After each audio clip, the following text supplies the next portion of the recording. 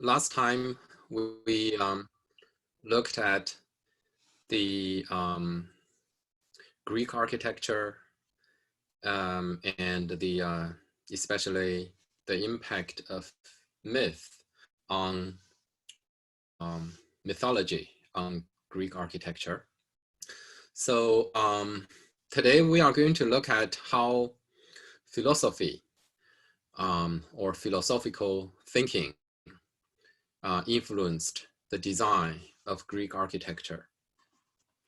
Greece was the birthplace of philosophy, and the rational thinking, reason originate from classical Greece. Aristotle, the most famous and important Greek philosopher, although a lot of his kind of scientific proposition were later proved wrong, he established a lot of knowledge fields that would become the base for modern disciplines. He wrote a very important book about poetry, and especially the theatrical poetry, the poetics. And in that book, he talked about the twin principles of art. One is imitation, and one is harmony. And these two concepts are the key for the understanding of Greek architecture and probably Western art and architecture in general, because later Western architecture was so much influenced by the classical Greece. So he started with something that is quite simplistic. He argued that imitation is the base for art. I'm not going to read word after word for this, so I'm going to kind of extract some, the important information and point out the significance of these statements that I typed on my screen. So that claim sounds very simplistic, but the reason he gave goes much deeper. So he basically claimed that imitation elevated reality to a higher level. That's basically what he is talking about. He talked about, for example, something if you meet in reality, it might be disgusting. But as soon as you copy it in a different media, it became pleasant. So he gave example, for example, lowest animals, even the dead bodies, corpse, etc. And maybe more importantly is he tried to reason it. He tried to have a rational backing for that experience. He said the reason for this is that understanding is extremely pleasant. So for Aristotle, imitation proved understanding. And when we can recognize in an imitation something in reality, we feel that pleasure. And that pleasure was because we discover that we understand something. This is quite profound. And I think everyone might have experienced, the difference a photograph might do to a person. You take a very good photo, of your grandma or someone you are familiar with, and you expand it to a large scale, and immediately that image would show something extraordinary. So for Aristotle, the pleasure art gives is that of recognition and understanding. This is very different from Plato. Plato was Aristotle's teacher. According to Plato, copy and imitation is level down the reality.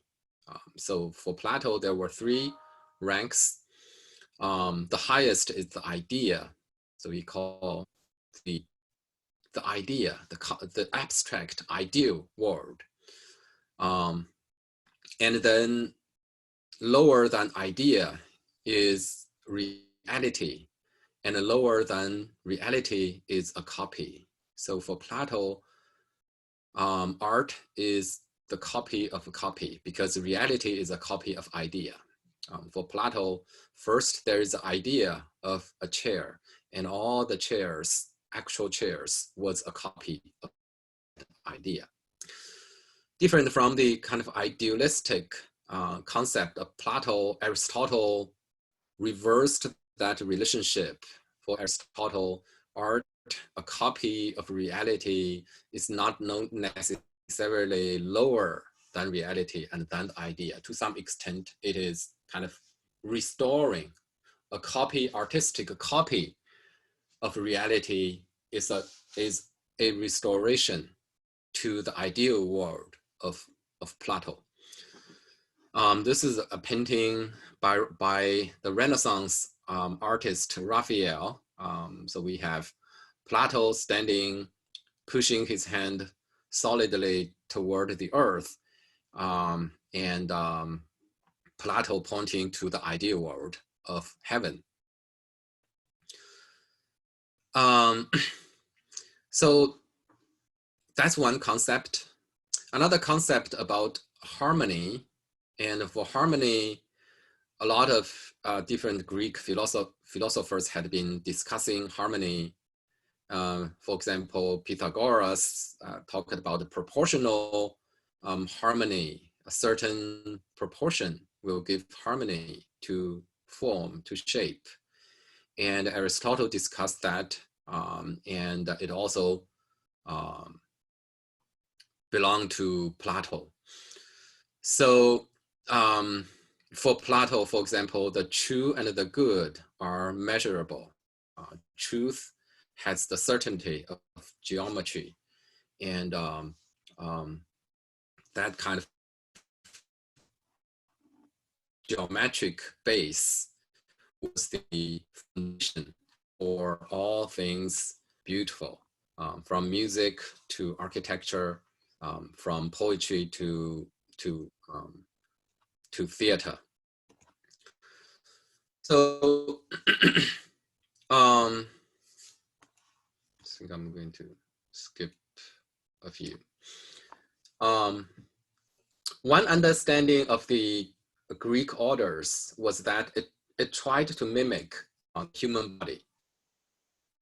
We have already discussed that the Doric was compared to the proportion of male body, and the Ionic to female proportion. So that was a mimic in architecture to the human body. And indeed, the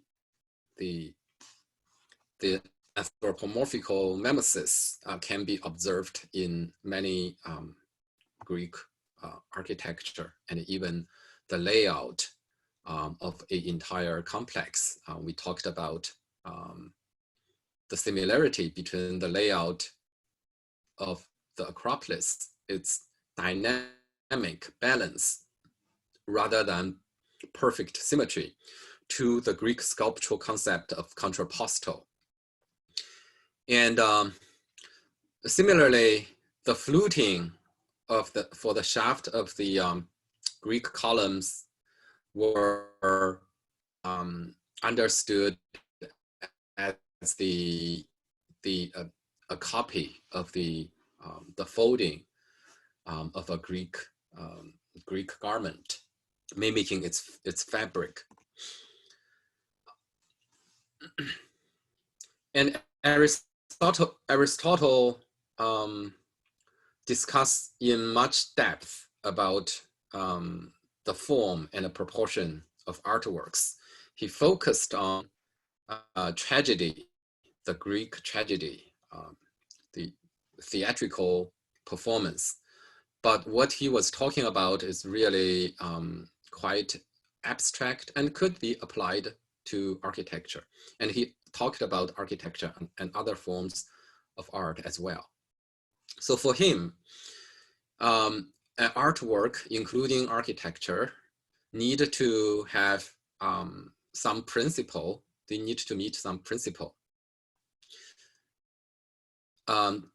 that include completeness, magnitude, unity, and universality. We are not going to talk each and every one of them, because we are running kind of late on our schedule. But I'm going to choose a few of them just to explain in some depth. In terms of completeness, so his completeness is very specific. Something that is complete, for example, a theatrical work needs to have a beginning, needs to have a body and have an ending, right? Needs to have that three-part. And when that is applied to spatial art and temporal art, that would be very different, right? Temporal art means, for example, theater and music, film, those are temporal art. The kind of a display in time, evolve in time, narrative, storytelling, those all engage time. So there is no question about beginning and end. Whichever comes first is the beginning, whichever comes the last is the end. But that is different for spatial art. For example, architecture. How do you tell which one is beginning, which one is art, or a sculpture? It's hard to say which part is beginning, which part is art. You can start with any point. But that difference allows Aristotle to claim that symmetry is the most beautiful form in architecture. And for an individual building, so we talked about in sculpture, it was quite dynamic, and in layout, it was also dynamic. But for individual building, Aristotle, on the other hand, claimed it should be symmetrical. The reason is that since you can start from any end, this end could be understood as the beginning or the end. So as a result, the two ends need to be the same, because the same end could be simultaneously the beginning and the end, right? I mean, here, it doesn't matter whether you agree with it or not. I think today we mostly don't agree with that, because there are plenty of beautiful asymmetrical architecture, individual building. The significance is that starting with Greek architecture, there was a reasoning process behind architectural theory. Philosophers tried to establish principles, establish rules, and establish a rational system of thinking to support a certain way of building. And this is significant. And indeed, one of the meaning associated with classical is, principle, predictability, and it's kind of all kind of rules governing the creation of beauty. And that might also contribute to the focus on, tripartite division in Greek architecture. We see a lot of three-part division in many, civilizations, but the Greeks did carried that out on different level. For example, the entire facade could be divided in a Greek temple, could be divided into the three part of base, on the lower part we have the base, and on the upper part we have the roof, and then in the middle we have the columns, and each of them could be divided into three parts. For example, the base part was divided into 3 layers, a stylobate, and then 2 steps of stereobate. The central column, except for the Doric order, was divided into a capital, a shaft, and a base. While the Doric order does not have a base, but its capital was divided into a abacus and an echinus, right? So each of the 3 parts were also divided into 3 parts. The roof was divided into a cornice, a frieze, and a entablature, an architrave, right? The architrave and frieze together are called entablature. So the roof was also divided into kind of 3 layers. So this might have something to, or might have inspired Aristotle to claim a, beginning, middle, and end, this kind of 3-part division for any beautiful form. And another significant claim Aristotle made is about the magnitude of artwork. For Aristotle, something beautiful needs to be understandable. So this is what he said. Any beautiful objects, whether living organism or any other entity composed of parts, must not only possesses these parts in proper order, but should possess a certain magnitude, and this should be such as can readily be taken in at one view. The plot for tragedy, for example, should have a certain length, and it should be such as can readily be held in memory. So for Aristotle, beautiful work shouldn't be too big. It should be big, but not too big. It should be easily understandable. For art, it should be able to perceived at one look, and for temporal art, it should be easily held in memory. And indeed, so when we look at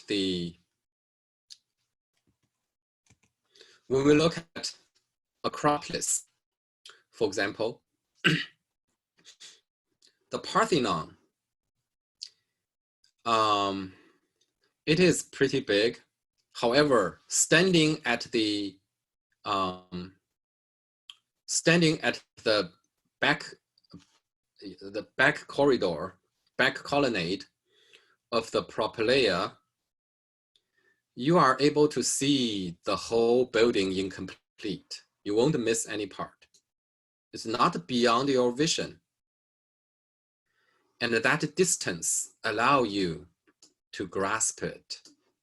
So you stand here, you can see the whole thing, right? I think everyone who tried to take a photo of a architecture had this experience. Some building, you can take a photo and hold it within your frame entirely, but others you can't.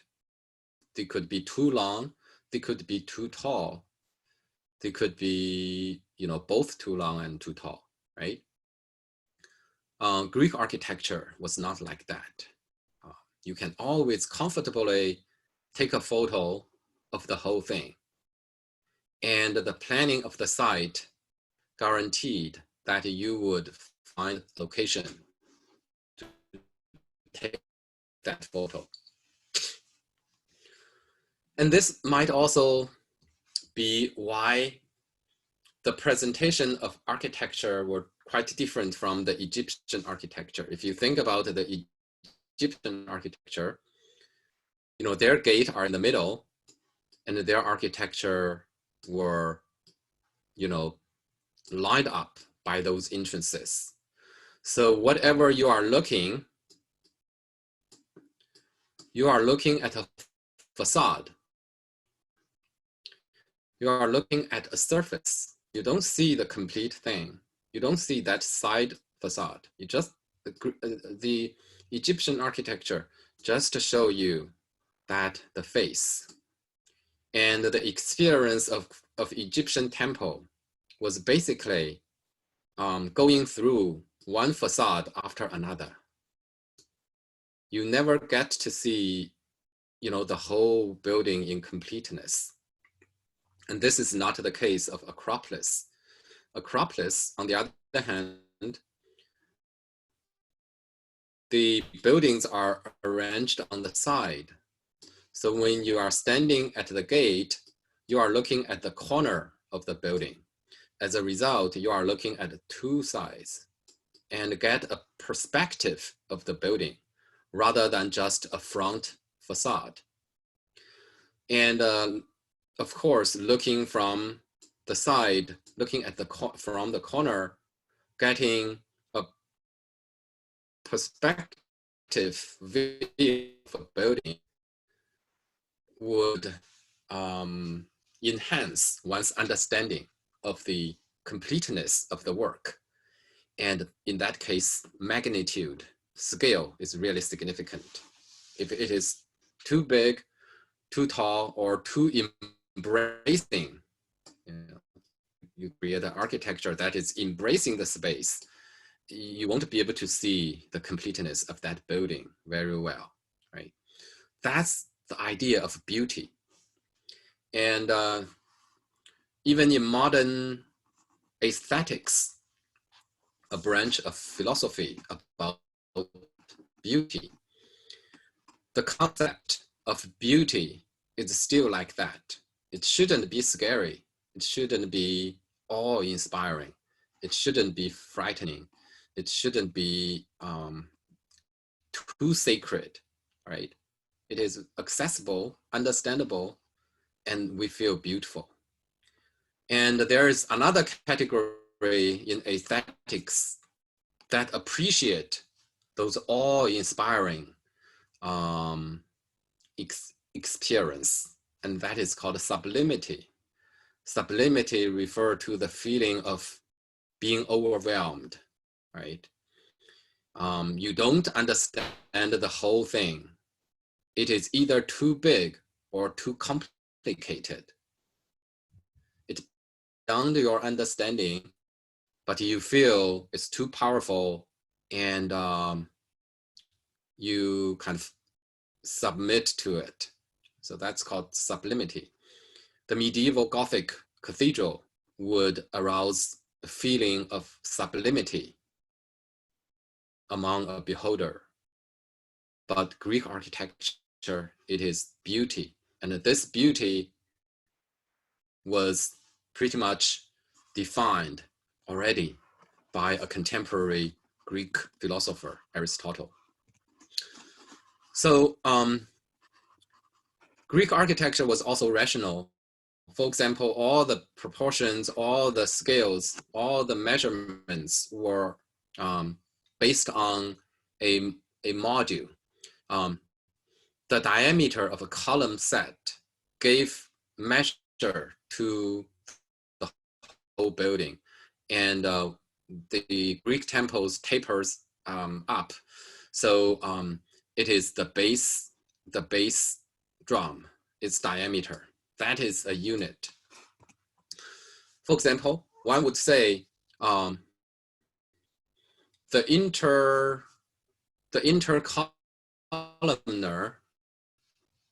distance is 2.5 unit, and that unit is the diameter of the base drum for a column. So that measurement was used to give dimension to a temple. So you basically use that diameter as a measurement to control the proportion. The rationality of Greek temple was also in its proportion. In Parthenon, for example, that proportion is 9:4. 9:4 is a consistent ratio for repetitively used in the design of the Parthenon. For example, in the plan, the long side to the short side of the stylobate is 9:4. However, when you look at the short side elevation, you notice the length of the short side in plan to the height of the building from the base of the column to the bottom of the cornice is also 9:4, right? So that the same ratio repeated on facade, that same 9:4 ratio. The intercolumnar, its ratio is the column width is also 9:4. The standard intercolumnar distance, with the exception of the two end base, right? So 9:4 was used consistently. In other words, the Greeks did not really pin down a most beautiful ratio. As long as you have a rule, you have a stable, consistent proportion carried out in the same building, and that is pretty okay for them. So they didn't say, you have to have 3:2, or the golden ratio of 1.618. So that's one thing. That's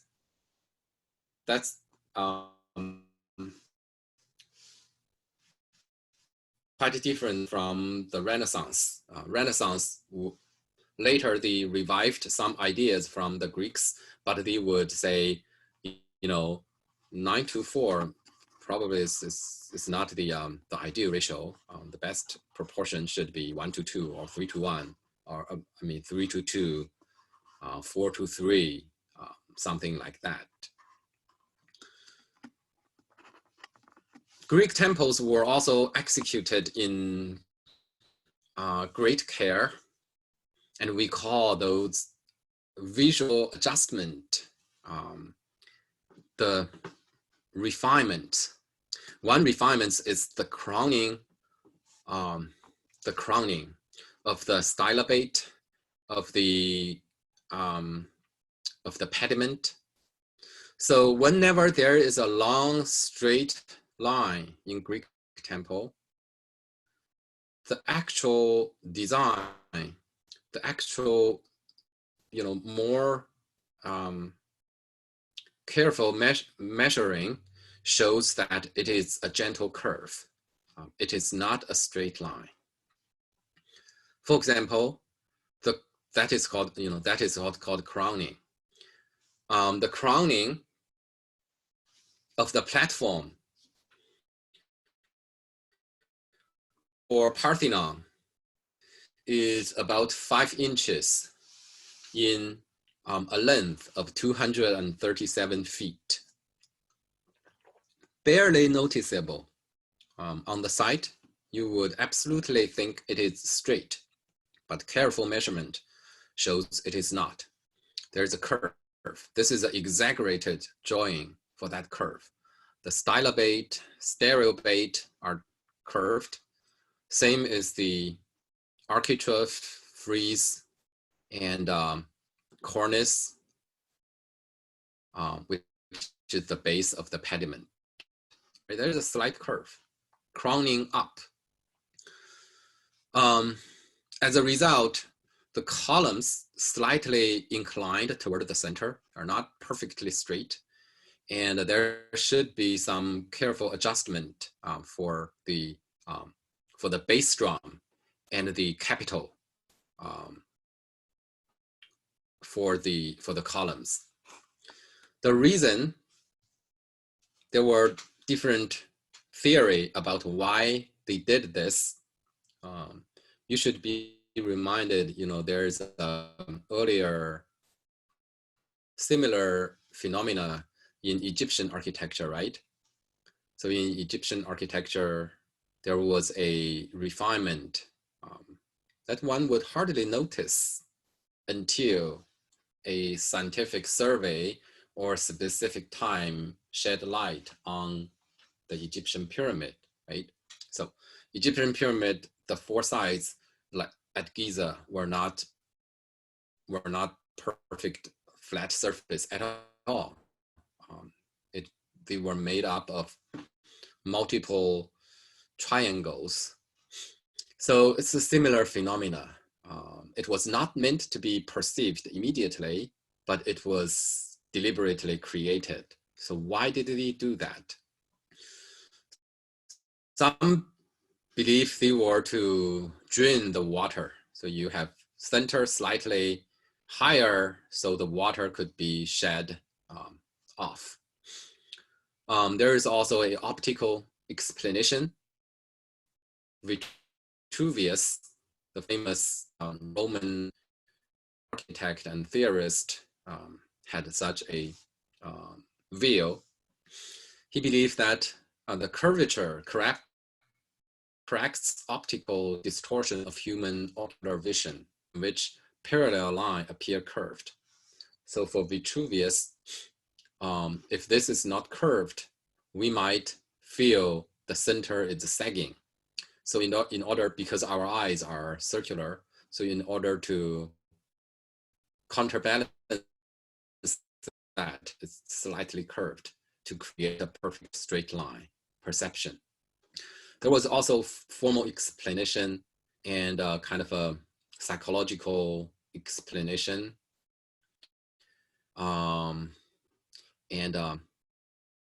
The basic claim is the same, that if it is not curved up, you might feel it is curved down. So to counterbalance that, you need to curve it up. But optical and formal explanation gave different reason for that illusion. For them, it is because the pediment, the center feels heavier. So you have that feeling of being pushed more down. This is extremely hard to confirm, because perception is such a subjective thing. We are not even sure whether just 2 different persons are looking at the same red color in the same way in their brain. There's no way to prove that at all, because our perception, each one is individual. We can call the same box, we can call the same McDonald's logo, yellow and red, but who knows, in another person's brain, that red is the same red in your brain, that yellow is the same yellow as yours, right? So that's simply no way to kind of test these very subjective perception. So different explanations are offered, and that's okay, and they also shouldn't be mutually exclusive. There are more kind of refinement in Greek temple. Antithesis refer to the swelling of the column. So the column, seemingly a cylinder, or the profile seems like straight line, but they are also curved. They are not perfect straight line. That swelling of the column is known as antithesis, and there were also different explanation for that, for which you if you are interested, you can read while viewing the video. There's also an increased diameter toward the corner. The corner columns are slightly thicker, and again, these are exaggerated drawings. Standing on the ground and looking at the temple, you barely notice the difference, but maybe that's exactly the point. You are not meant to notice the difference. But the reality is the corner columns are thicker. What is the reason? And there are kind of different reasons given. And finally, there were inward inclination. Those columns are not perfectly, perpendicular to the ground at all. They all tilt toward the center.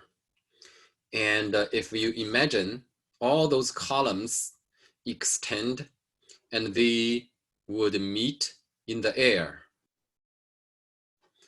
For the long side columns, they meet about 2 kilometers above the roof. And for two short side, whose different distance are longer, they meet about 5 kilometers in the air, right? So they are not parallel. Those columns are not parallel to each other. There was inclination. So again, there are kind of different explanation for that. Some offered as optical and psychological, to create an image of stability. Other would claim it has kind of, actual psychological function of being more supportive, even without being kind of obviously noticed. In one word, Greek temple was very important, even though they were not as overwhelming in scale as the Egyptian pyramid, or the later Gothic cathedral. They were time-consuming projects, and a lot of work went into them, and people tried to perfect a temple, make it as beautiful as possible, and by making those very kind of a subtle treatment called refinement to their temple. Because their temple, even dedicated to God, were representing the identity of their city-states, and thus represent their kind of civic pride. Now let's take a look at the Greek architecture for democracy to govern this world. And that is the agora. Agora is basically a square, and it is surrounded by many buildings. One of the most important building is called the Stoa, right? So there's the Stoa building, and Stoa is important for Greek democracy because that's the place where people can debate. People can, it's basically an open hall, right? On one side, on the ground floor is open, just columns, and people can go there for a comfortable public area for debate. And in the back, there are kind of some, shops. The entire agora is also could be a gathering place. This is the place where the ecclesia happened. Ecclesia simply means assembly, but later it referred to the Christian gathering, adopted the the Christians being persecuted by the Romans, adopted Greek terms instead of Roman terms for their activity, and they use the word ecclesia. So later, ecclesiastical means Christian, but in the beginning, it is referring to the Greek secular gathering. So for ecclesia, all citizens met at the agora, and there's a bema where someone stand to make a speech, and other hear, and anyone can come here to make a speech and cast votes, right? Later, when the population grew, not to be held in the agora, they also use a nearby, in the nearby hill, a larger area for the ecclesia. So it's all sounds very familiar. You have debate, you have vote, but of course, Greek democracy cannot be idealized, because who was a citizen, that is very narrowly defined. In Athens, for example, only men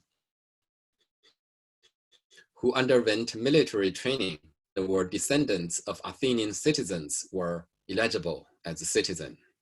It's a very small proportion of the entire population of Athens.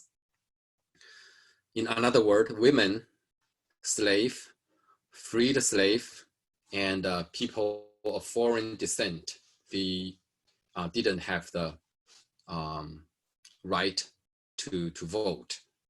But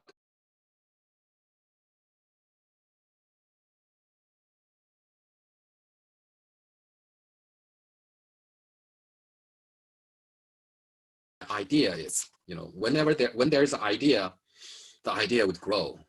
It's just like in this country, democracy in the beginning is not inclusive.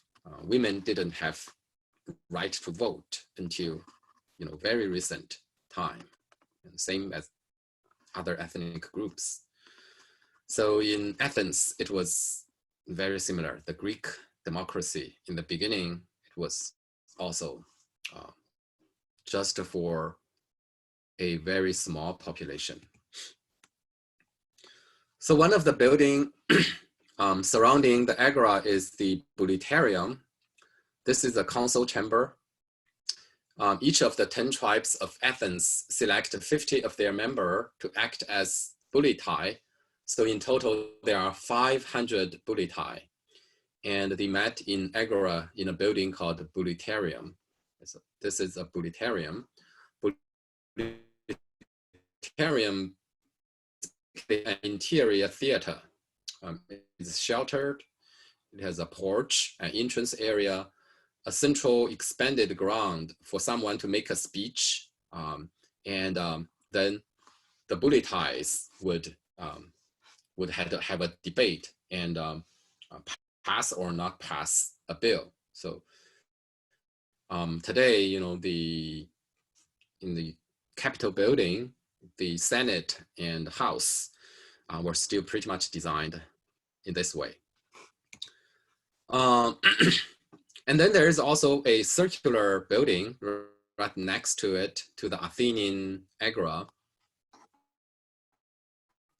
that contained the city's eternal flame and also the archive. So outside, out of the body of 500 bulleti, 50 praetores, that is the precedence of the word president, had the responsibility to run the city on a rotational basis for 1/10 of the year. So this is like the standing committee for the council, for the state council. And then these 50 persons were further divided in 3 shifts.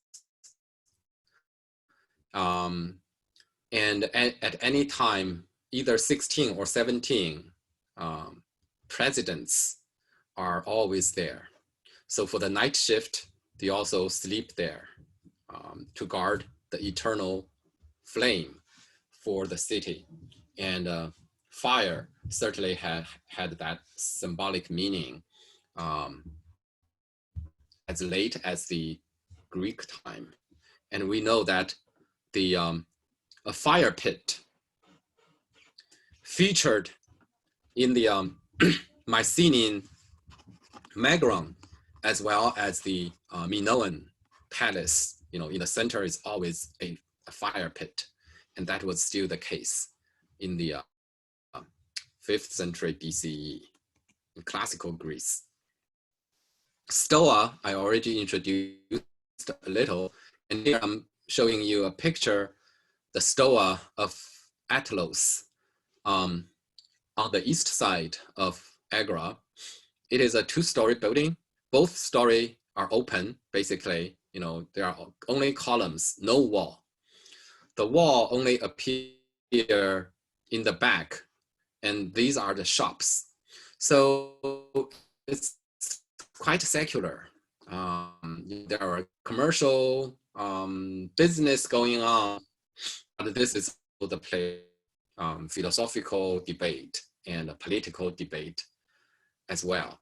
And the consistent facade of the Stoa was also perfect to screen the space of the Agora, and which is, you know, the most characteristic facade because of its kind of repetitive rhythm. It provides a backdrop for a larger scale gathering in the Agora. Yeah, I'm going to skip this, but feel free to read it. So let's take a brief look at the Greek theater, because, you know, we are going to look at Roman theater and see how they compare. Greek theater was a significant stage for their festival. It's both religious and entertaining. It evolved especially from the cult of Dionysus, you know, the god of wine. So people got excited, got drunk, and that ecstasy was considered as representing the spirit of Dionysus. And that is also certainly a very kind of a similar experience to the aesthetic experience in music, dance, that kind of intoxication. Greek theater had three main parts. There's a kind of a orchestra, and then the second part is the seat, the audience, and then the third part is the a building, pretty much a backdrop. So in Greek architecture, these three parts are separate, just like the buildings in Acropolis. They are separate, and their seating are taking advantage of the natural slope. So it was not raised. It's just the natural hill. You spread it along a natural hill. The spread in the fan shape, semicircular, and not necessarily so symmetrical. Sometimes it's asymmetrical. It's only less than half a circle. That is quite okay for Greek theater. The orchestra is a self-sufficient circle located in the middle, and the building is originally mainly for scenic purposes, right? You provide the backdrop. You can have painting hanging there to give backdrop the performance on the orchestra. In the beginning, the orchestra was the main stage where the singing and dancing happened, while the backdrop building is mainly provide a screen and the storage.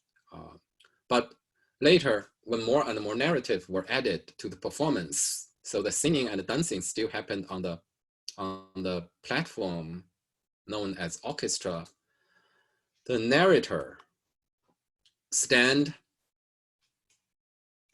on the stage of the scenic building, so that became known, that space became known as proscenium, because it's in front of the scene painted there. So there is a protruded platform known as proscenium, and gradually that stage, which is basically narrative and with actors, that became more and more significant. But in the beginning, they were separate: the singing and dancing, and then the acting and the narrative. The access to a Greek theater, like the one at Epidaurus, one could access it from many different directions. You can come from the back, from upper hill to enter your seat. You can go from, in between the scenic building and the seat and go around. You can also directly go down from the hill, right? So the access is it's not controlled at all. And the sound quality, some of those Greek theaters were quite good. Epidaurus held 14,000 seats, and it was said that a drop of a needle can be heard from the very back seat today without amplification. Now let's take a look at the planning, city planning in the Greek world. City planning was not necessary for old city like Athens, which developed from a small settlement to a big city. City planning is only needed when one needs to build a city within a relatively short time and to have it ready to be occupied, next year. And the Greek colonization provide that situation, right? The Greeks, they were businessmen, they were merchants, they were seafarers, and so they occupied the coast.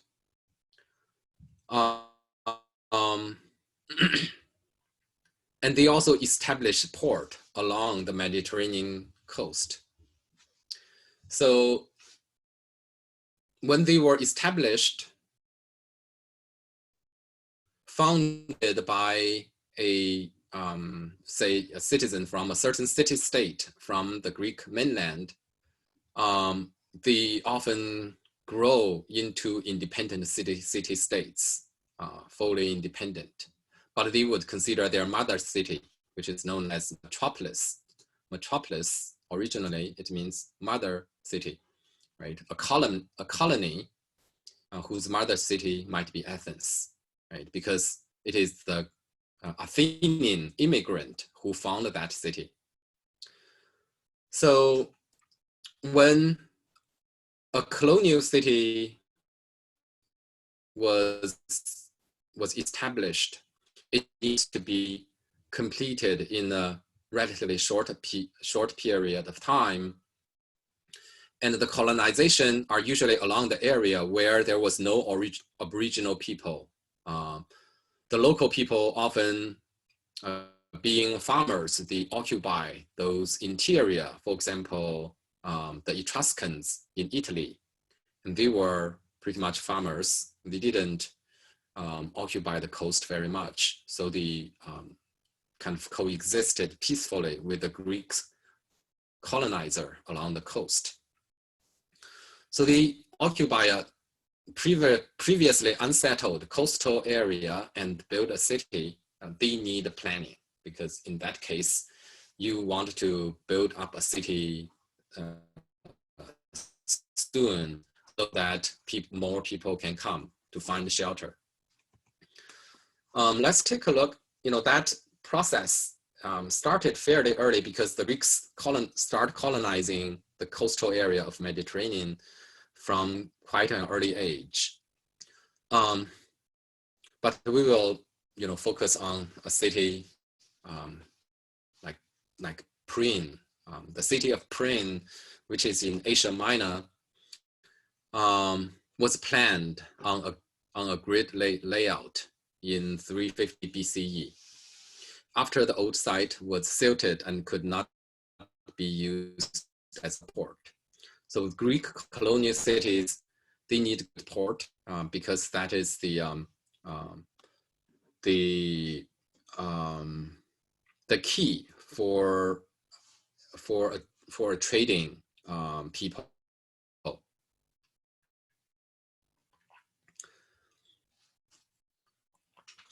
And the new city, lasted a few centuries, and then the port became unusable again because of the river kept bringing deposit to make it unusable. But we know very well the 4th century planning, because architectural excavation found that ruins and quite intact. So we know that the city had a center, and the center has a agora, right? So these colonial city mimic their mother city, their metropolitans, to establish what is needed for Greek democracy and honor certain Greek god as their patron god. So there is an agora, and around the agora, there are stoa. So this is a detail of that central area, the agora with bema for making a speech, and then the surrounding stoas. There also needs to be a temple, and that is their temple, and a theater, right? So all those elements are there, and they are arranged in the central, along a central axis, so that different neighborhood from different part of the city can have equal kind of access to that. The whole city was also surrounded by a wall until the hill, in the back, the hill provide natural protection for the city. But for those accessible areas, a wall was constructed to protect the city.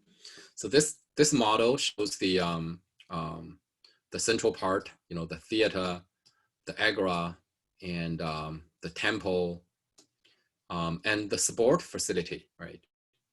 So the Greek culture sport facility is also very important. This is a stadium, and they are kind of arranged downhill along this central axis. The 4th century agora was already quite different from the 5th century Athenian agora. Here, it is much more geometric and much more symmetrical. The Athenian agora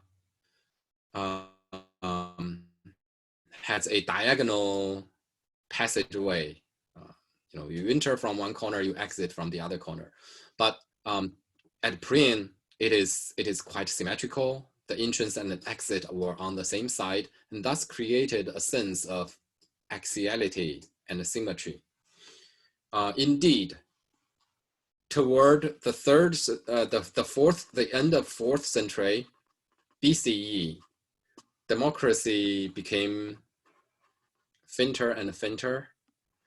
Authoritarian rulership start to get upper hand, and in 323, Alexander the Great from Macedonia finally conquered all those states. The city-states, they all lost their independence, and a Greek or Macedonian or Alexander Empire was created. So that the planning of Priene was just before the Alexander's conquest, but we already start looking at buildings losing their independency and start to correlate with one another, forming authoritarian kind of a axiality, and highlight a center. Everything was put under an absolute order. This is, in general, a architectural expression of a totalitarian, more totalitarian regime. Looking at picture on the side, the theater on the top, looking downhill. And not only the space, but also the seats became more hierarchical. For example, there were thrones that were differentiated from the common seats, and those are for the elite and for the priests. So some seats were with greater symmetry. A center was created, and that would allow someone more important to sit there and claim a higher social standing than the rest of the citizens. So architecture also can express that social change. Same are the 3 components of theater. Now at Priene, the orchestra was no longer a complete circle. It was combined with the scenic building. And in the scenic building, you can see the proscenium stage was highlighted, and they were combined into one complex. And one were also unable to come to their seats from anywhere. They have to go through the 2 sides and enter the space in a kind of a symmetrical fashion. The basic idea is here, architectural space is more controlled, and the people's activity were more regulated and controlled in that space. And that spatial change signaled a change for the way public affair was decided, right? From those democratic voting to a more authoritarian rulership. At Prin, the archaeologists also find very good data on their residential architecture. So each block was divided into 2 rows of house. So each of those blocks, 2 rows of house. Both rows were entered from the southern area. So the entrance were on the south side, even for the back row, right? You know, from the southern part of the side wall as well. So these are the entrances. So the design of these houses are quite standardized, indicating some kind of mass production, some kind of industrialized, you know, business, industrialized in meaning that it's kind of standardized and mass produced. This is a characteristic of new city establishing, colonial establishment of a settlement. Different from the those ancient cities that, you know, grow from a small village into a big city.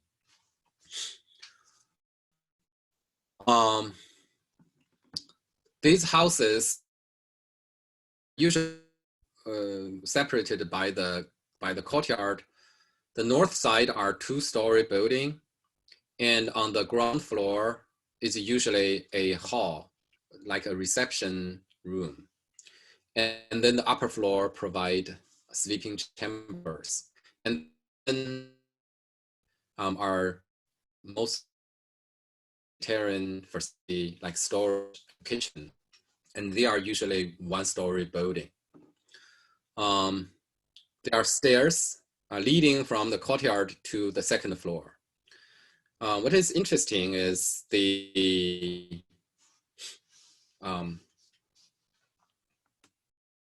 way